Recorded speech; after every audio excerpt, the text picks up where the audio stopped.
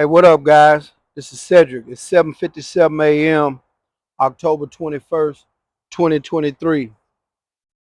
Uh, I just kind of wanted to take a little time out, man, to speak on some stuff that maybe help the next group of breeders coming in or help some people understand what's taking place when they go out there and get dogs, man. First off, there's already a problem with scamming. They even got people using my pictures, my videos, and saying, hit me up, come get your dog. By the time you talk with me, you notice the real deal. Um, I always tell people this here. I got two guarantees. One, if you send me some money, you'll never get it back.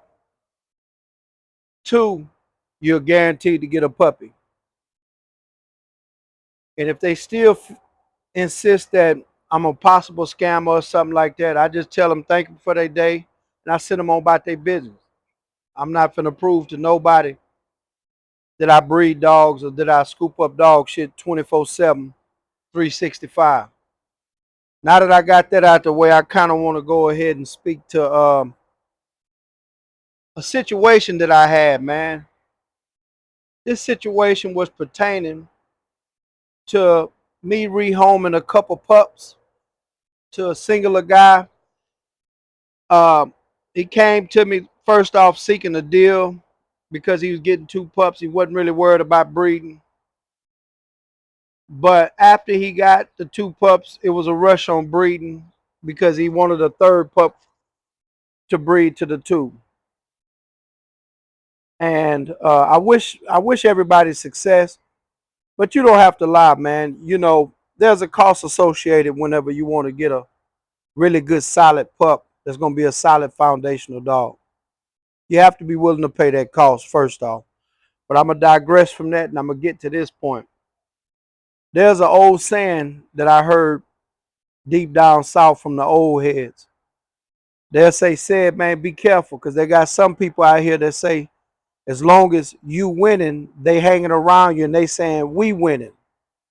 But when you make certain moves that look like you possibly gonna lose, they gonna say you losing. So in other words, with that being said, moving forward, I understand that some people only speak highly of you when everything is going great. But then they try to take back everything that they got to say once something goes snafu temporarily or permanently. But if you get into the dog business, you hadn't took no losses, hadn't learned no lessons, you're not in the dog business. This guy here wanted to be in the dog business.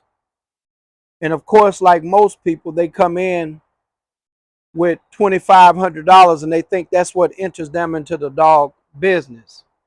No, you just became a pet owner. Because a true foundational dog should cost you far more than $2,500. That's pretty much pet ownership. And many of the guys, they get out because once they become educated and they began to want to produce certain things, they realize that in order to produce it, they got to have it. And to have it can generally cost you 5, 10, 15, 20, 30,000. And even with that, it's still a lot of snafus in that, and nothing is perfect even with that, which causes you to put more money and more money and more money. Then you realize you need more space because now you got more than one dog. You need more kennels because now they fighting. The list goes on. For breeder courses, just hit me up 832-629-5533. This isn't a breeder course video. Look at them beautiful puppies as they sit there and suck on that good milk, man. I like to see that. But anyways, back to what I was saying. This video is pertaining to the idea that a person fresh into dogs all of a sudden becomes an expert and becomes bashful. So in my case, the way that the guy tried to bash me was he got a puppy from me free and clear, healthy. 8 months later, his puppy received parvo. So the guy comes back to me saying, hey, I need to see the bottle from the shot that you gave my puppy 8 months ago. I need to see it now because my puppy just caught parvo. And I said, wow, you do know that a puppy cannot catch parvo after the first week. So if your puppy ain't got parvo within that first 5 to 7 days after receiving it from the breeder, that parvo is caught on your side.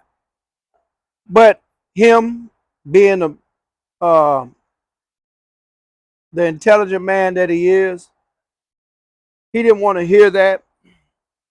And so for a while, he had in his mind that, I was shooting the shit and just talking out my ass.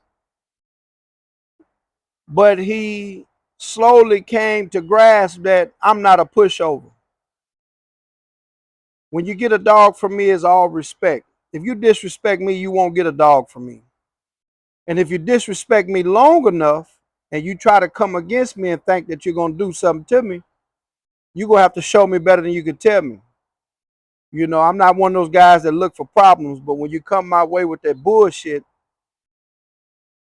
you're going to mess around and run across a brick wall and I'm going to put some on your ass.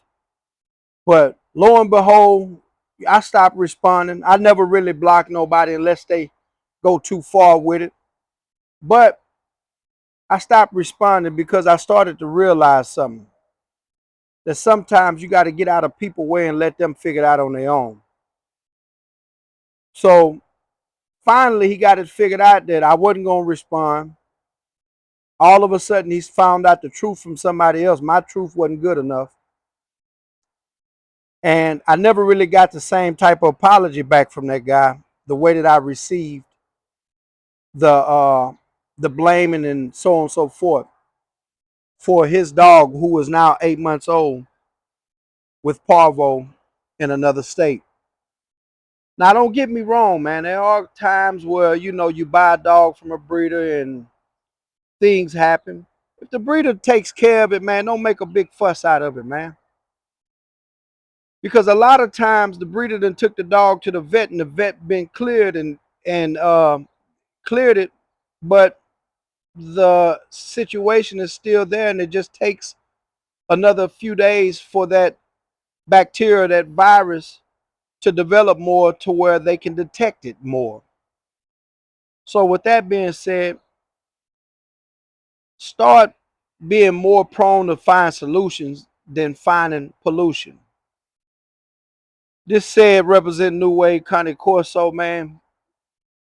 Hit me up if you got any questions. Hit me up if you got any need for dietitian information because your breeder ain't told you shit or you don't know it, so and you're going on Google and you're thinking that they got it all. I'll help you. But if you take too much of my time, I can't help you. So yeah, I don't mind helping you. But other than that, this said represent New Wave Connie Corso. Again, you can call me at 832-629-5533.